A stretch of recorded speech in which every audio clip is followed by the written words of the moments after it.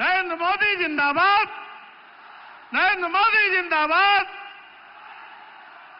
नरेंद्र मोदी जिंदाबाद, नरेंद्र मोदी जिंदाबाद, नरेंद्र मोदी जिंदाबाद, नरेंद्र मोदी जिंदाबाद।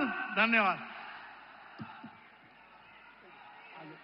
आगे अपने संचालन के लिए ममता मिश्रा जी से आग्रह करता हूं कि आप कार्यक्रम को आगे संचालित करें। ममता जी। हमारे यशस्वी प्रधानमंत्री माननीय नरेंद्र मोदी का स्वागत, नरेंद्र मोदी जी का स्वागत हमारे सांसद श्री राजीव प्रताप रूढ़ी जी करेंगे। क्या हुआ?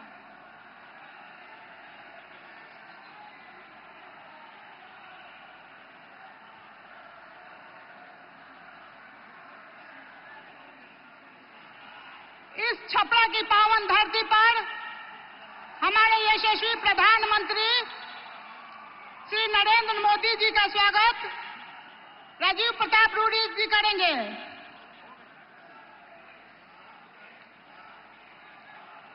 हमारे यशस्वी प्रधानमंत्री जी का स्वागत जिला अध्यक्ष रणधीर कुमार सिंह जी और प्रदेश मंत्री राजनाथ जी करेंगे, जो मंच संचालन भी हैं। नरेंद्र मोदी जिंदाबाद, नरेंद्र मोदी जिंदाबाद, एक अकेला सब पर भारी। जी, अब हमारे यशस्वी प्रधानमंत्री जी का स्वागत नारी शक्ति वंदन नारी श्रीमती रागिनी गुप्ता, श्रीमती तारा देवी, श्रीमती स्वाति मिश्रा, श्रीमती गायत्री देवी सामूहिक रूप से हमारे यशस्वी प्रधानमंत्री जी का स्वागत करेंगी। एक अकेला सब पर भारी।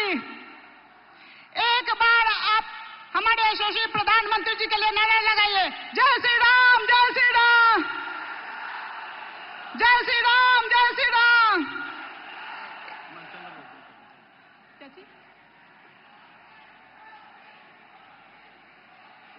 अब हमारे महाचंद्र बाबू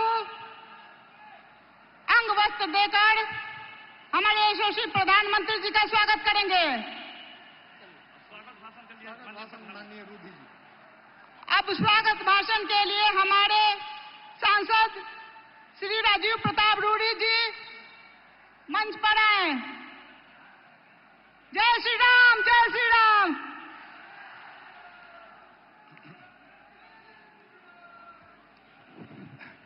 मैं सिर्फ माननीय प्रधानमंत्री जी, जो हमारे विश्व के नेता हैं, हमारे मार्गदर्शक हैं, हमारे प्रेरक हैं, मैं सिर्फ 2 मिनट उनके स्वागत में यहां खड़ा हूं। और मुझे लगता है कि हमारे जैसे छोटे से कार्यकर्ताओं के लिए जो भी राजनीतिक यात्रा है, जो प्रेरणा है, मैं प्रत्येक दिन माननीय प्रधानमंत्री की उन तमाम योजनाओं को लेकर के जब सोचता हूं तो देखता हूं कि किस प्रकार से माननीय प्रधानमंत्री जी अपनी योजनाओं को हमारे जैसे छोटे कार्यकर्ताओं से मिलकर के उसको कार्यान्वित। माननीय प्रधानमंत्री जी, मैं इतना ही कहना चाहूंगा कि आज जो हम चुनाव लड़ रहे हैं, मैं अपने राजनीतिक जीवन का ये 11वां चुनाव लड़ रहा हूं और मैं देख रहा हूं कि मेरे खिलाफ जो प्रतिद्वंदी है वो एक परिवार है और उस परिवार के पूरे खानदान की लड़ाई मेरे से होती रहती है और मैं परिवारवाद के खिलाफ आपका मंतव्य जानता हूं, लेकिन आपके आशीर्वाद से अगर मेरा परिवार कोई है तो वो भारतीय जनता पार्टी है। मेरा कोई परिवार है तो भारतीय जनता पार्टी का कार्यकर्ता है। मेरा कोई परिवार है तो वो लाखों लोग हैं जिनका आशीर्वाद आपके माध्यम से हमारे लोगों को मिलता रहता है और मैं यहां पर आपके उस आशीर्वाद के साथ खड़ा हूं और छपरा के आशीर्वाद के साथ खड़ा हूं। मेरा कोई खून का रिश्ता नहीं है। मेरी मां यहां चुनाव प्रचार नहीं कर रही है, मेरे पिताजी यहां चुनाव प्रचार नहीं कर रहे हैं, मेरे भाई यहां चुनाव प्रचार नहीं कर रहे हैं। मेरा चुनाव प्रचार आपका सैनिक भारतीय जनता पार्टी और एनडीए का एक एक कार्यकर्ता परिवार के रूप मुझे समर्थन दे रहा है और उसी परिवार को लेकर के मैं आपके बीच में आया हूं। मेरा परिवार है। मेरा परिवार मेरा राष्ट्रभक्त मित्र है। मेरा परिवार वो संकल्प और त्यागी दोस्त है। मैं आपके बीच में आया हूं। महोदय, आज आपने भगवान राम को भी शरण दिया, भगवान राम को अपने घर बैठाया। आज देश में भगवान का भी किसी को आशीर्वाद प्राप्त है तो वो देश के प्रधानमंत्री नरेंद्र मोदी को और देश में उन तमाम भारतीय जनता पार्टी और एनडीए कार्यकर्ताओं को और उन नागरिकों को जिन्होंने भगवान राम को अयोध्या अपने घर पर पहुंचा दिया। महाराज, एक गिनीज बुक ऑफ वर्ल्ड, अंतिम बिंदु है महाराज, एक Guinness book of world record बनने वाला है छपरा में। और ये Guinness book of world record Chhapra का जो माननीय प्रधानमंत्री जी बनने वाला है, एक तरफ आपने पिछले चुनाव के पहले 3 करोड़ लोगों, 10 लाख लोगों को छपरा में गैस का कनेक्शन दिया था और इस बार आप 3.5 लाख घरों में भारत का पहला जिला होगा जहां गांव-गांव तक रसोई गैस पहुंचने वाला। ये Guinness book of world record में जाएगा। लेकिन दूसरा एक और Guinness book of world record में जाएगा कि एक ही परिवार से लड़ने वाला सांसद जो एक मुख्यमंत्री से लड़े, उनकी पत्नी से लड़े, उनके बेटे से लड़े, उनकी बेटी से लड़े, वो अपने आप में गिनीज बुक में वर्ल्ड रिकॉर्ड है कि राजीव प्रताप रूडी आपके आशीर्वाद से यहां उस चुनौती को स्वीकार करता है। और मुझे विश्वास है कि आपके माध्यम से, आपके आशीर्वाद से जब हम छपरा जीतते हैं तो बिहार के 40 सीट जीतते हैं और जब हम 40 सीट बिहार में जीतते हैं तो 400 सीट इस बार देश में हम जीतेंगे आपके नेतृत्व में। आपका नमन, छपरा की धरती पर आपका स्वागत। बहुत बहुत धन्यवाद। नमस्कार, जय हिंद, वंदे मातरम। अब हम सब जिनके इंतजार में 4 घंटे से इस 44 डिग्री तापमान में भी हम लोग ललायित है, वैसे नए भारत के नए शिल्पकार, देश के यशस्वी माननीय प्रधानमंत्री नरेंद्र भाई मोदी जी से आग्रह करता हूं कि आवे, हम सबको बड़े ही विनम्र भाव से आग्रह करता हूं कि आवे और सारण वासियों को संबोधित करने की कृपा करें।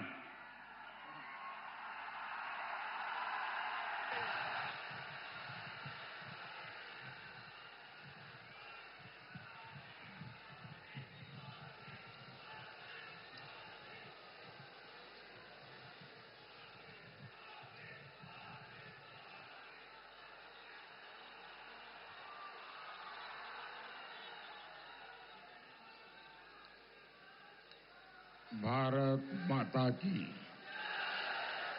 भारत माता की, भारत माता की। मां गंगा आमी माता आ बाबा हरिहरनाथ के ई पवित्र भूमि के हम नमन करतानी। मैं देश रत्न डॉक्टर राजेंद्र प्रसाद, लोकनायक जयप्रकाश नारायण और भिखारी ठाकुर की इस भूमि को नमन करता हूं। सारण का ये स्नेह मेरे सर आंखों पर है। आज आपका उत्साह 7वें आसमान पर है। इस आशीर्वाद के लिए मैं आपका बहुत आभारी हूं। मैं आपका कर्जदार हूं। सबसे पहले तो मैं आप सबकी क्षमा मांगना चाहता हूं। हमारे साथियों ने, हमारे भारतीय जनता पार्टी के कार्यकर्ताओं ने ये जो पेंडल बनाया है, ये व्यवस्था बहुत छोटी पड़ गई और मैं देख रहा हूं इससे ज्यादा लोग बाहर धूप में तप रहे हैं। जो धूप में तप रहे हैं जिनको ये असुविधा हुई, इसके लिए मैं उनकी क्षमा मांगता हूं। लेकिन मैं उनको विश्वास दिलाता हूं, मैं उनको विश्वास दिलाता हूं कि मैं उनकी ये तपस्या बेकार नहीं जाने दूंगा। आपका प्यार, आपके आशीर्वाद और आपकी ये तपस्या, मैं इस क्षेत्र का विकास करके आपकी इस तपस्या को जरूर लौटाऊंगा। साथियों, ये चुनाव विकसित भारत के संकल्प का चुनाव है। आज दुनिया में भारत की साख भी है और भारत की धाक भी है। भारत की साख और धाक, मैं जरा आपसे पूछना चाहता हूं, जब मैं कहता हूं कि भारत की साख भी है और भारत की धाक भी है, आप मुझे बताइए, ये साख और धाक है कि नहीं है? सबके सब जरा जवाब देंगे तो मुझे पता चलेगा कि मेरी आवाज पहुंच रही है। साख और धाक है कि नहीं है? दुनिया भर में है कि नहीं है? भारत का ये रुतबा बढ़े, ये आपको अच्छा लगेगा कि नहीं लगेगा? भारत का रुतबा बढ़े, आपको अच्छा लगेगा कि नहीं लगेगा? तो रुतबा बढ़ाने के लिए ये चुनाव है। ये चुनाव देश की साख, देश की धाक और देश का रुतबा बढ़ाने के लिए है, और जिसके लिए हर हिंदुस्तानी को गर्व होता है, आपको भी गर्व होता है। साथियों, हमने अभी चंद्रमा पर तिरंगा फहराया है। भारत अंतरिक्ष में इससे भी आगे जाए, भारत विकास की नई ऊंचाइयों को छुए, ये 24 के इस चुनाव से तय होने वाला है। और आपने देखा होगा, हम तो जमीन से जुड़े इंसान हैं, तो चंद्रमा पर भी हमने नाम क्या रख दिया? शिव शक्ति रख दिया। भाई और बहनों, आपका ये मोदी, ये आपका सेवक है, और सेवक भी मामूली नहीं है, ये 24/7 ऐसा सेवक है। और मैं तो कहता हूं, आपके सपने ही मेरा संकल्प है, और इसके लिए 24/7 फॉर 2047 ये मोदी का गारंटी है। आपने मुझे एक जिम्मेदारी दी और मैं उस जिम्मेदारी को बहुत ईमानदारी से निभा रहा हूं। उतनी ही ईमानदारी से मैं आज देश के लोगों को अपना रिपोर्ट कार्ड भी दे रहा हूं। आज देश भी देख रहा है, मोदी ने अपने 10 साल में कांग्रेस के 60 साल से ज्यादा विकास करके दिखाया है। मोदी ने 10 साल में ज्यादा एक्सप्रेसवे और हाईवे बनाए।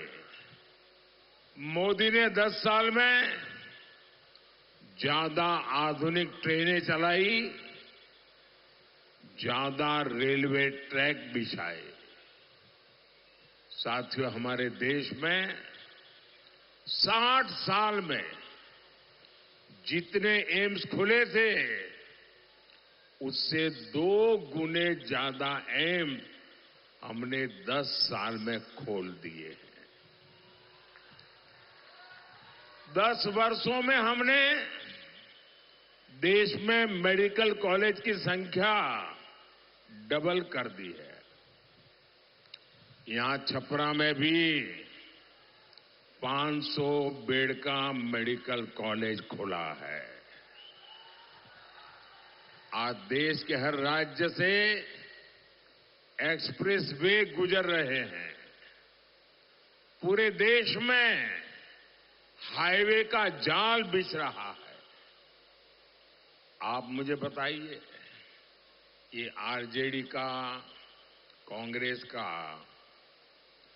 ये एनडीए के जो विकास है उसके सामने कोई मुकाबला है क्या? कोई मुकाबला है क्या? ये जनता को बुड़बक समझ है। ये जनता को बुड़बक समझ है का? ये पब्लिक है, सब जानती है।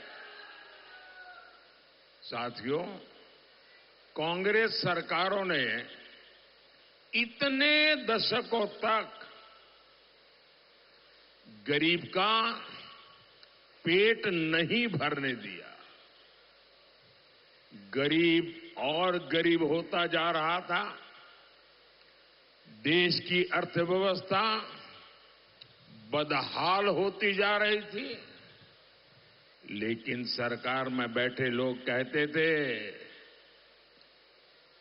और बिना शर्म कहते थे, हमारे पास क्या जादू की छड़ी है क्या? ये घोटाले करके अपनी तिजोरियां भर रहे थे, लेकिन गरीब का पेट भरने की चिंता उन्हें नहीं थी। साथियों, ये मोदी है जिसने गारंटी दी कि कोई गरीब भूखा नहीं सोएगा। गरीब के घर का चूल्हा जलता रहेगा। ये मोदी है जिसने गारंटी दी और आज 80 करोड़ देशवासियों को मुफ्त में राशन पहुंच रहा है। ये मोदी है जिसने गारंटी दी कि मैं जिसके पास घर नहीं है, जो झुग्गी झोपड़ी कच्चे मकान में जिंदगी गुजारता है, जो गर्मी में, बारिश में, ठंड में परेशानी से जीता है, मोदी चैन से नहीं बैठ सकता। इसलिए मोदी ने तय किया, मैं गरीबों के लिए पक्के घर बनाऊंगा। 4 करोड़ पक्के घर बना के गरीबों को दे दिए। अच्छा, मेरा एक काम करेंगे आप लोग? मेरा एक काम करेंगे? सबके सब जरा हाथ ऊपर करके बताएं तो मैं बताऊं काम। मेरा एक काम करेंगे? पक्का करेंगे? देखिए, अभी आप ये राजीव रूडी के लिए गांव-गांव जाते होंगे, चुनाव प्रचार करते होंगे, लोगों से मिलते होंगे। कहीं पर भी अगर आपको गांव में कोई ऐसा परिवार नजर आए जो आज भी झोपड़ी में रहता है, घर उसका कच्चा है, अगर उसके यहां शौचालय नहीं है, अगर उसके यहां नल से जल नहीं पहुंचा है, अगर उसके यहां गैस का कनेक्शन नहीं है, तो आप उसका डिटेल लिख करके मुझे भेज दीजिए और उसको कह देना कि मोदी जब तीसरी बार प्रधानमंत्री बनेगा ना, जो रह गए हैं उनका भी काम हो जाएगा। और आप बिना चिंता किए, ये मोदी की गारंटी है, बता देना, मेरे लिए तो आप ही मोदी है। हर घर में साफ पानी पहुंचे, महिलाओं को शौच के लिए बाहर जाना न पड़े, बहनों को चूल्हे के धुएं में सांस न लेनी पड़े, जीवन की ऐसी छोटी छोटी चीजें, छोटी बड़ी जरूरतें, इनकी चिंता मोदी ने की। और ये मैं किताबों में पढ़ के नहीं आया था, इसके मैंने किसी का टीवी वीडियो मंगवा के नहीं देखा था, मैं उस जिंदगी को जी करके आया हूं।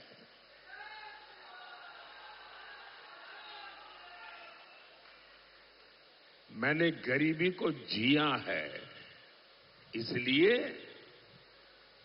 गरीब के दुख दर्द समझने के लिए मुझे किसी डेलीगेशन की जरूरत नहीं पड़ती है। और इसलिए मेरे हर काम में, मेरी हर योजना में मेरा देशवासी उसके मध्य में होता है, क्योंकि मैं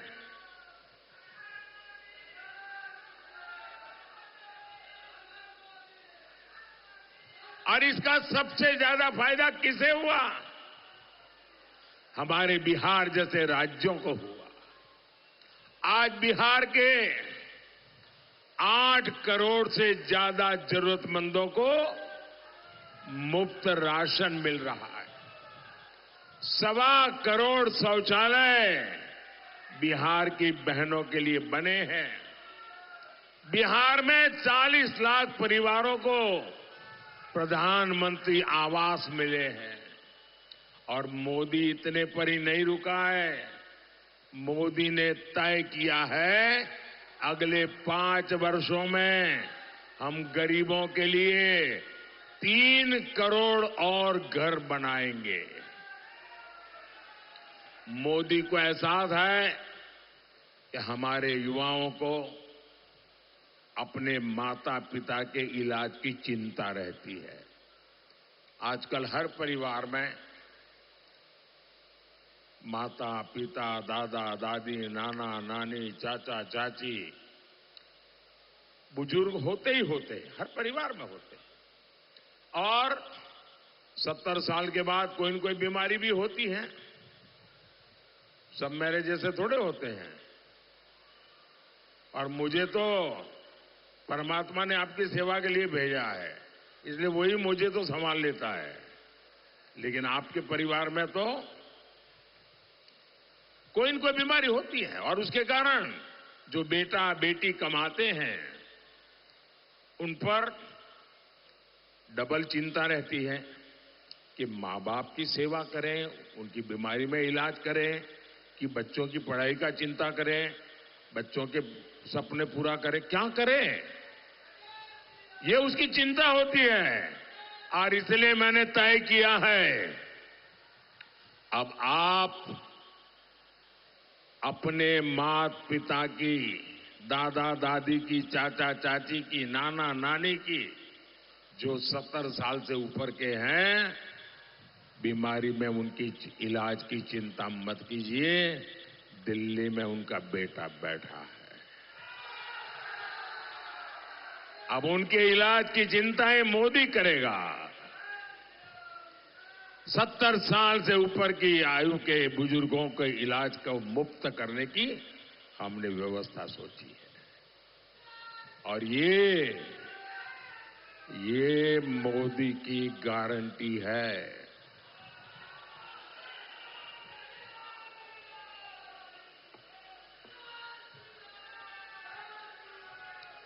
साथियों, मैं जब भी बिहार आता हूं, आरजेडी को कहता हूं कि वो अपने काम पर बिहार के लोगों से वोट मांगे। जैसे आरजेडी ने कितने अपहरण करवाए, कितने मर्डर कराए, जैसे आरजेडी ने बिहार में कितने उद्योगों को चौपट किया, कितने तरह के घोटाले कराए, आरजेडी वालों ने इसी के पोस्टर लगाने चाहिए और इसी पोस्टर के आधार पर वोट मांगना चाहिए।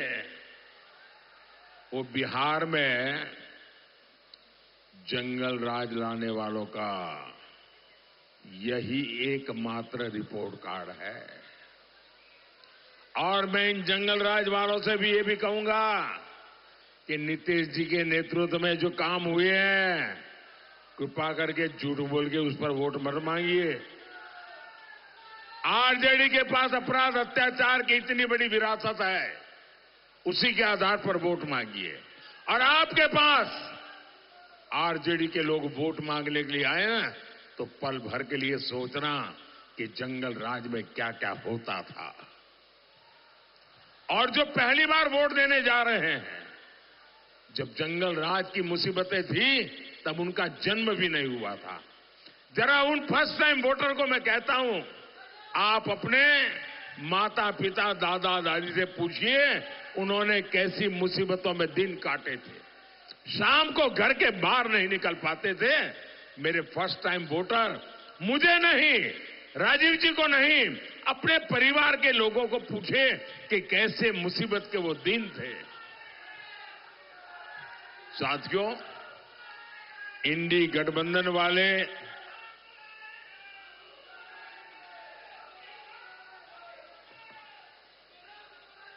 इंडी गठबंधन वाले आजकल मुंगेरी लाल के सपने भी देख रहे हैं।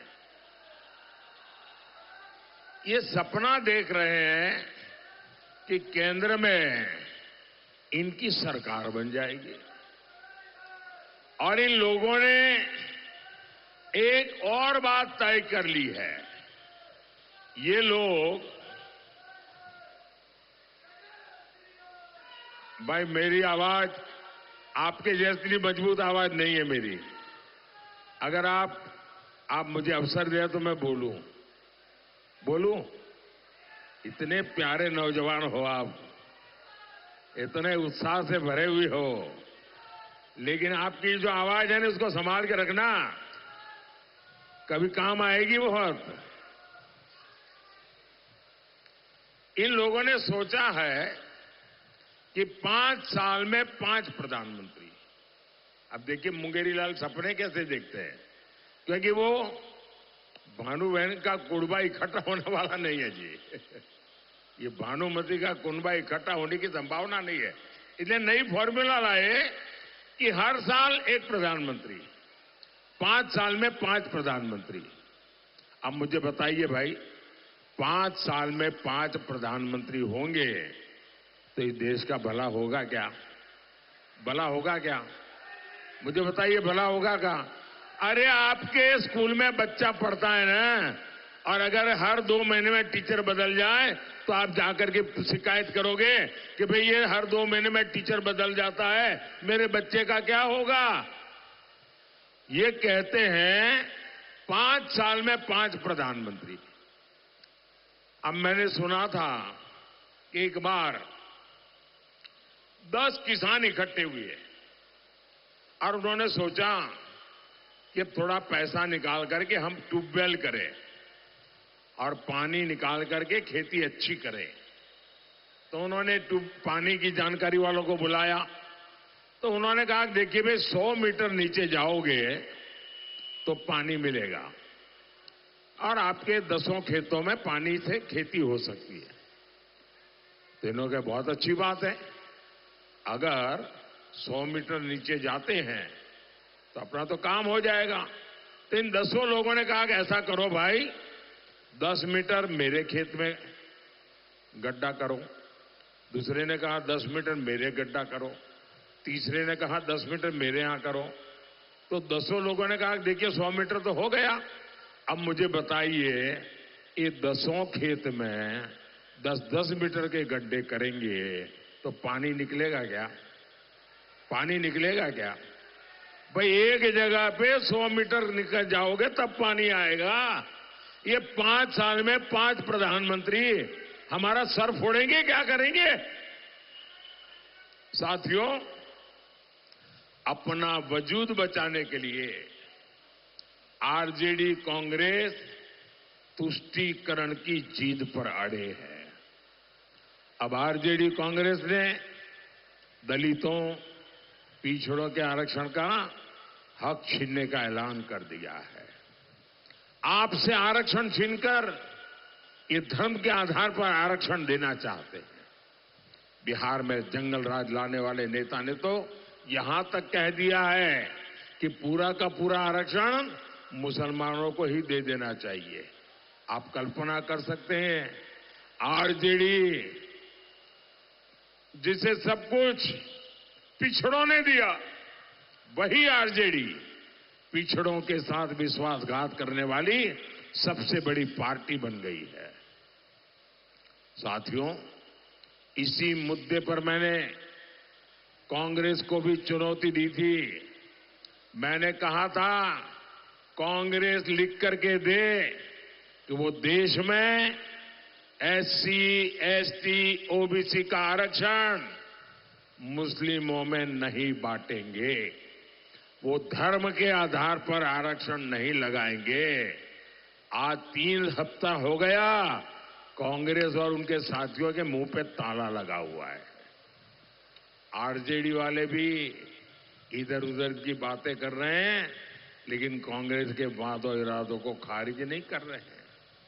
इसलिए मैं आज बिहार के हर पिछड़े, हर दलित, हर आदिवासी को गारंटी देता हूं, ये जंगलराज वाले, ये कांग्रेस वाले कोशिश कर लें, मोदी दलितों, पिछड़ों के आरक्षण की लूट नहीं होने देगा, नहीं होने देगा, नहीं होने देगा।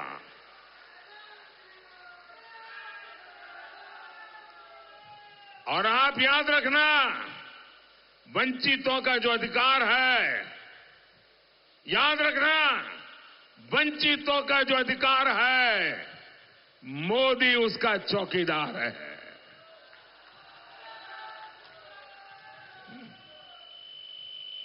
साथियों, आरजेडी और कांग्रेस को मैं ये बताना चाहता हूं, हमारे देश में एक बहुत बड़ा वर्ग ऐसा है जिसको आरक्षण का कोई फायदा नहीं मिला, लेकिन उन समाजों में भी गरीब लोग हैं।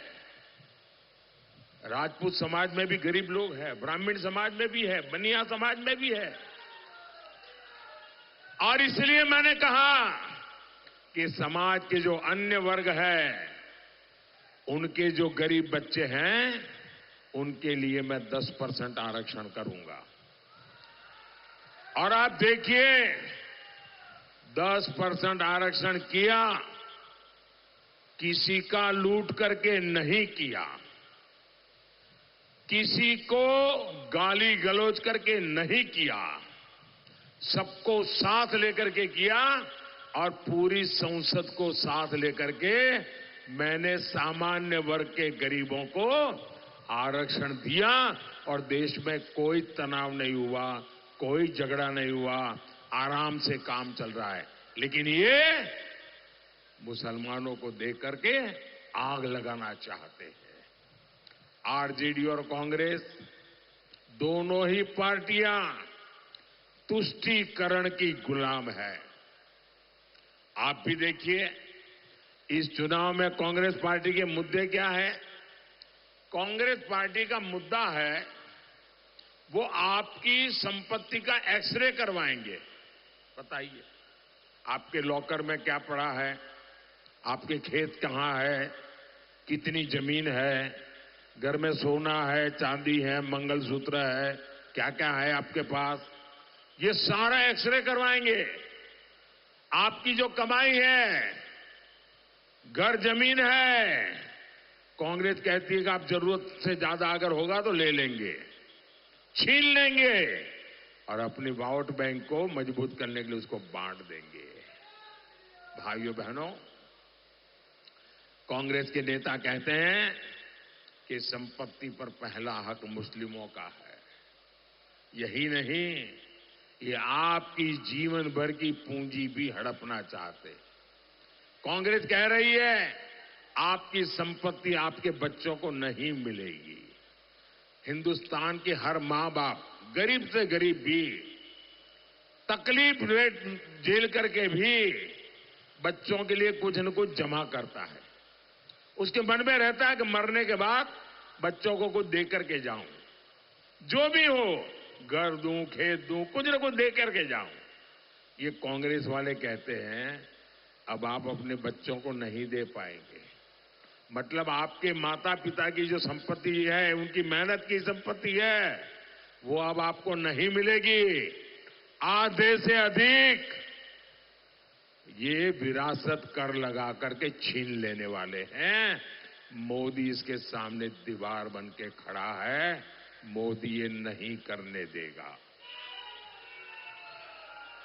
आप मुझे बताइए, क्या ये विरासत कर देने के लिए कोई तैयार है क्या? आप दे सकते हैं क्या? भाइयों बहनों, हम ये लूट होने नहीं देंगे। साथियों, देश विरोधी और बिहार विरोधी ताकतों को जवाब आपका वोट देगा। मेरा अनुरोध है, 20 मई को सारण से राजीव प्रताप रूडी जी के पक्ष में बड़ी संख्या में कमल बटांग करके उनको विजयी बनाइए। और जब आप राजीव प्रताप रूडी को वोट देंगे ना, तो वो सीधा सीधा मोदी के खाते में जाएगा। ये मोदी के खाते में जाएगा। और राजीव प्रताप रूडी की एक बात मुझे बहुत अच्छी लगती है, जो उनके पास है वो मेरे पास नहीं है। आप उनको कभी भी देखिए, वो हमेशा मुस्कुराते हैं।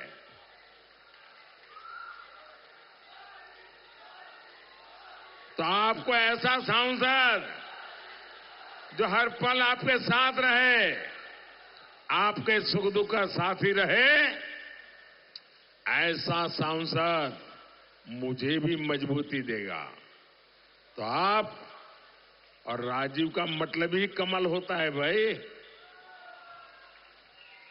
और इसलिए कमल पे बटन दबाइए, राजीव को भेजिए और ज्यादा से ज्यादा मतदान कराएंगे। ज्यादा से ज्यादा मतदान कराएंगे। पहले मतदान फिर जलपान, पहले मतदान फिर जलपान। हर पोलिंग बूथ जीतेंगे, सारे पोलिंग बूथ जीतेंगे। अच्छा, मेरा एक काम करेंगे, मेरा काम करेंगे भाई। क्या कमाल है यार, राजीव के लिए तो सब करते हैं, हाँ, मेरे लिए कोई बोलता ही नहीं है। मेरा एक काम करेंगे, हाथ ऊपर करके बताइए, करेंगे? करेंगे? एक काम करना, यहां से ज्यादा परिवारों को मिलना, जाकर के ज्यादा से ज्यादा घरों में जाना और कहना कि मोदी जी छपरा आए थे और मोदी जी ने आप सबको जय श्री राम कहा है। मेरा जय श्री राम पहुंचा देंगे, मेरा जय श्री राम पहुंचा देंगे। मेरे साथ बोलिए, भारत माता की, भारत माता की, भारत माता की। बहुत बहुत धन्यवाद।